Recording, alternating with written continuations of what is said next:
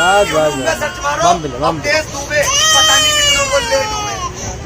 पांडे जी का बेटा है, खिलौने बेच के जीता है।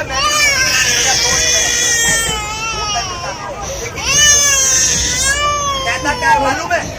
बहुत अच्छी बात कहता है, आप बताना अच्छी कहता है खराब? कहता है नेता हो तो मोदी जैसा हो। ये बात सच कहता है झूठ? सच कहता है झूठ? नेता हो तो मोदी जैसा हो, और मुलायम मुलायम मुलायम तो तकिया भी होता है। जियो का डेटा और सोनिया का बेटा मनोरंजन के काम आते हैं और किसी काम के नहीं है।